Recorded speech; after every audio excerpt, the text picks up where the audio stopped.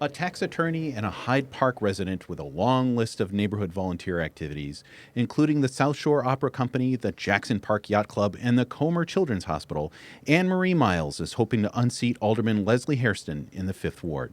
I'm Mike Fouché, publisher of Aldertrack, and this is our Meet a Chicago Candidate series.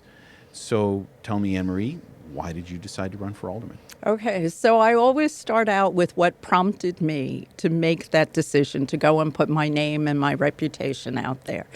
And it was the parking lot at the Point. The Park District had put in meters about 6 years ago.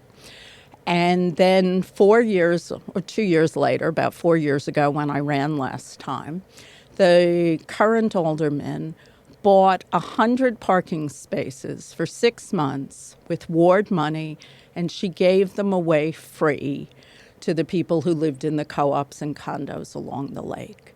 And I thought in a summer of astronomical youth unemployment, it was just wrong. I got this email. I looked at my husband. I said, she's provoking me to run, isn't she?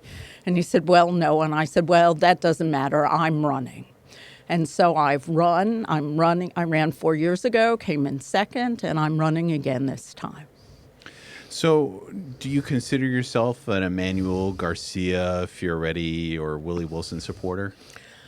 I think all of them have good points, and I'm more focusing on the 5th Ward, on the changes that are coming to the 5th Ward if the Obama Library comes there.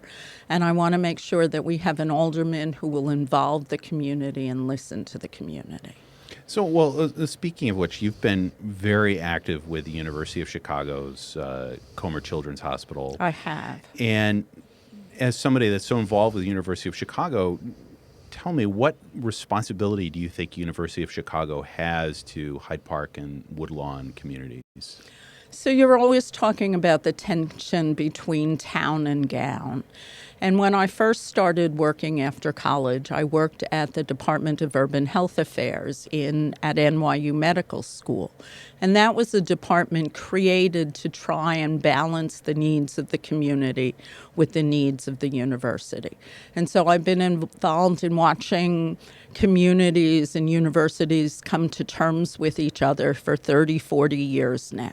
And the university is part of the community. It's shaped by the community. It also shapes the community. But the responsibility that it has is to be more open about its procedures and policies. I mean, the idea that they suddenly said this is where we want to put the Obama presidential library without having any community input beforehand is very disturbing to me. I think the university failed in its responsibility to let the citizens weigh in on where they wanted the library.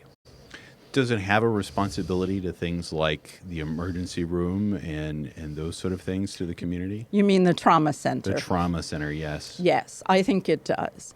One thing that it has done recently is it is seeking to raise the age limit so that instead of stopping at 15, they will now be able to go up to 18.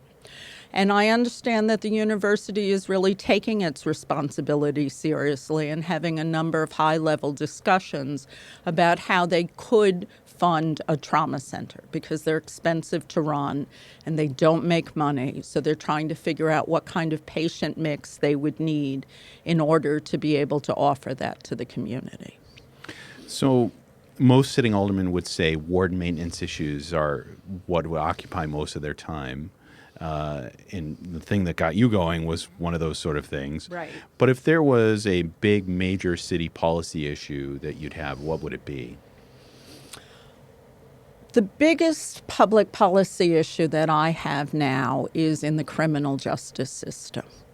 When I ran last time, so many people came to me and said, we can't get a job because we have a criminal background. And I started to volunteer at Cabrini Green Legal Aid to help doing sealing and expungements of criminal records. And then I moved on to work with the Union League Club, Cabrini Green Legal Aid, the Office of the State Appellate Defender, the criminal courts. And we started trying to teach people to prepare information for them about what to do when they're charged with crimes. and what the impact of collateral consequences is. And looking at all of that, I think that we have to come up with a social justice metric by which we evaluate our prosecutors.